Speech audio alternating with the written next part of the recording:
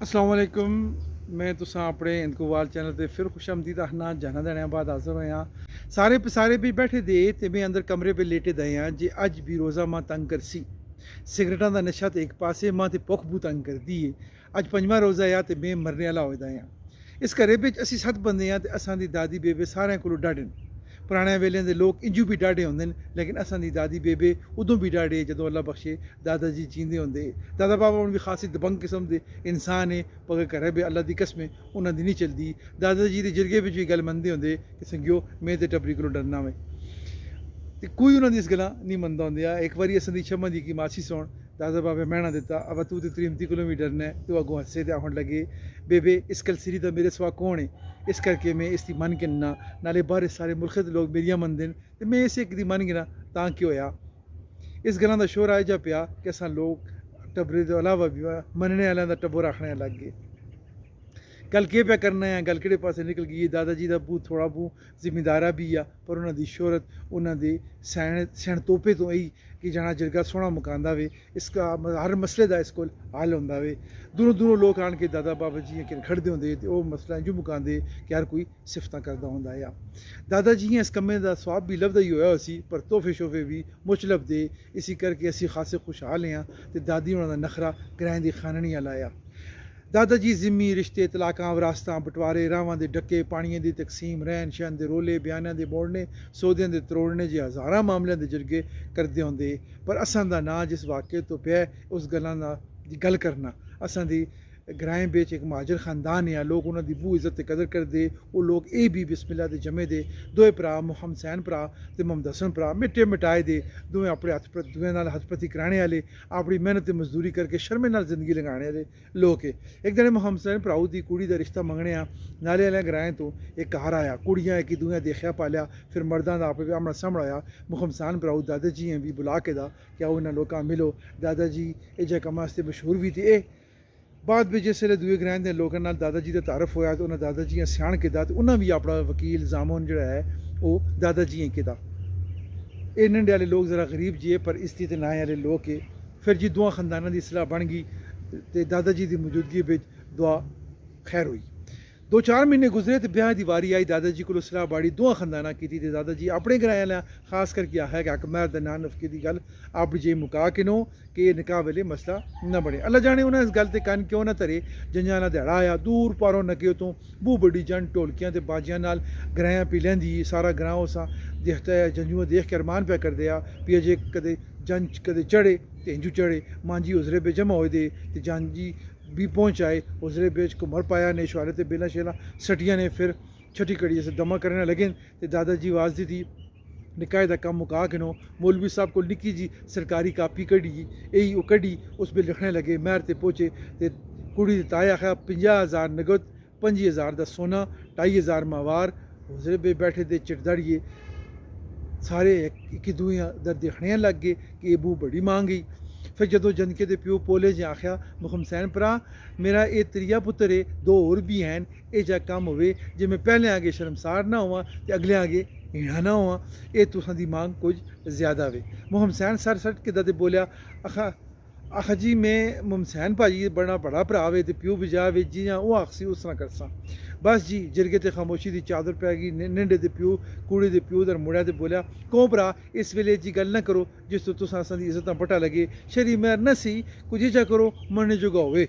निंडे दा मामा जिहड़ा उमरी बेच निंडे दे प्यो कोलों भी खासा बड़ा लगदा आ बोलिया मोहम्मद हसन भरा असी सारे धियां आह्ले आं, मैर कुछ मुनासिब कर छोड़ो। बड़ बडेरियां भी यही तबसरा कीता, इन्हां दोवां भरावां ते कोई असर न होया। मौलवी साहब आखिया इन्हां ते जोर न पाओ।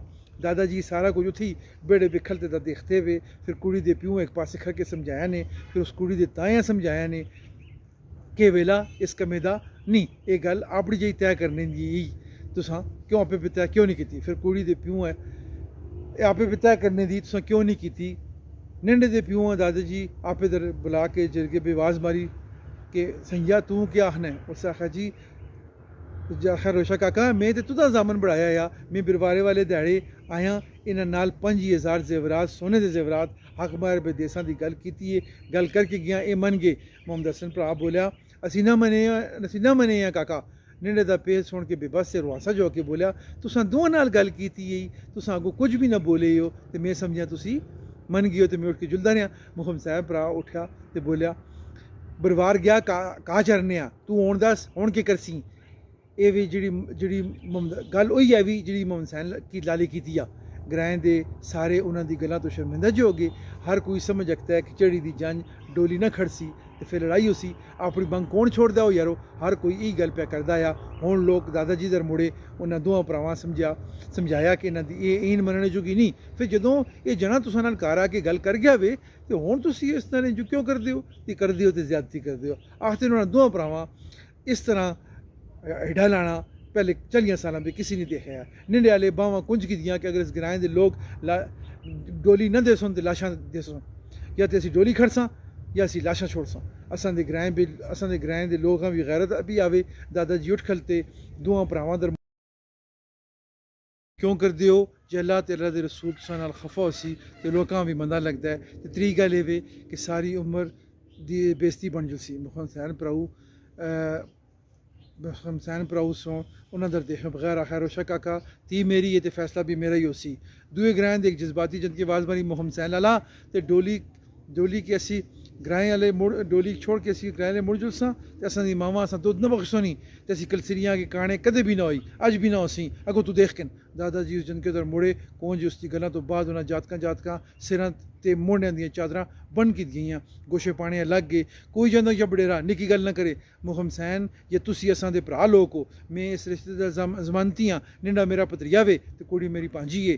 मैं 30,000 तलाई जेवरात 20,000 मुअज्जल होसी नान नफका 700 रुपये माहवार तो हुण कोई भी गल ना करे। उठो मौलवी साहब निकाह पढ़ाओ तो कम मुकाओ। सारे उजरे बेच खामोशी फैली दी यही 10 मिनट तक हर कोई एक दुनिया देखता रहा। फिर कुड़ी ताया है रोशा काका मेरा भरा वे पर मैं इसका फैसला ना मनदा तो तुसी लोग बेशक मुड़ जुलो जे तुसां असां दी मांग नहीं पुछदी।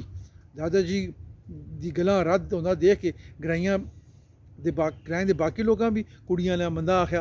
मिठा बाजी उठ खलता तो बोलिया रोशे काके का फैसला अल्लाह रसूल के सामने मुँह आ लावे तो मनसो तो असी भी न मनसो तो असी भी तुसां नाल खफकी करसां।